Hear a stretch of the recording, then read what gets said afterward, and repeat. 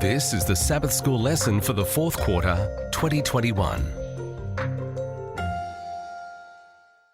Lesson 1 from the series Present Truth in Deuteronomy, ready for teaching on October 2. It's titled Preamble to Deuteronomy, and I'm Percy Harrold.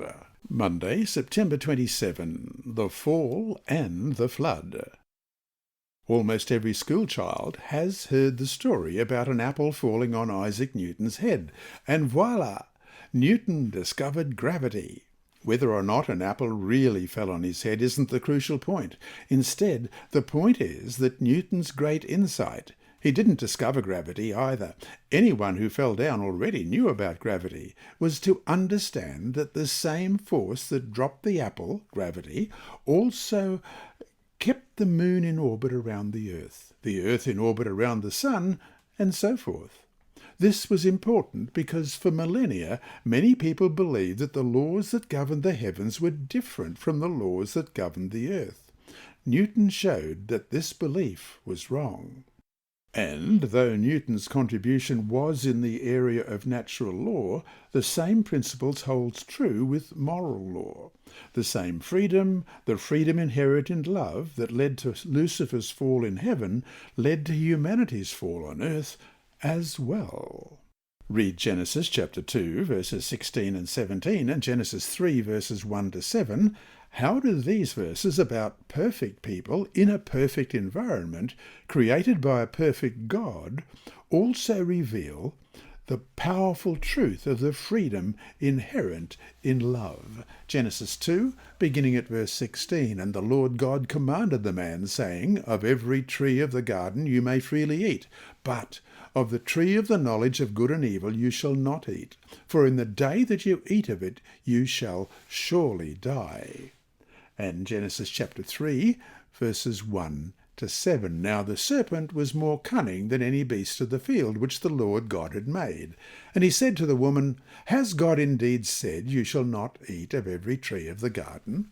And the woman said to the serpent, We may eat the fruit of the trees of the garden, but of the fruit of the tree which is in the midst of the garden, God has said, You shall not eat it, nor shall you touch it, lest you die.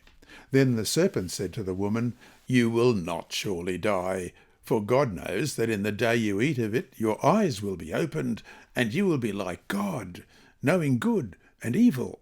So, when the woman saw that the tree was good for food, that it was pleasant to the eyes, and a tree desirable to make one wise, she took of its fruit and ate. She also gave to her husband with her, and he ate. Then the eyes of both of them were opened, and they knew that they were naked, and they sewed fig leaves together and made themselves coverings. After the fall, things went from bad to worse, even to the point where the Lord said about humanity in Genesis 6 verse 5 that every intent of the thoughts of his heart was only evil continually.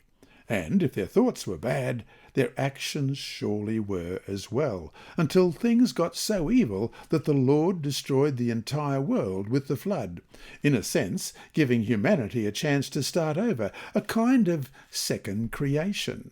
However, as the story of the Tower of Babel shows in Genesis chapter 11, humanity still seemed intent on defying God. Genesis 11, beginning at verse 1.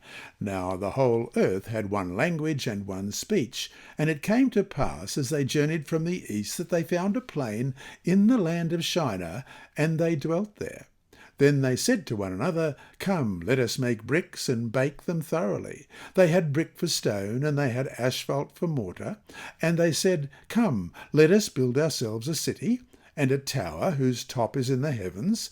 Let us make a name for ourselves, lest we be scattered abroad over the face of the whole earth. But the Lord came down to see the city and the tower which the sons of men had built.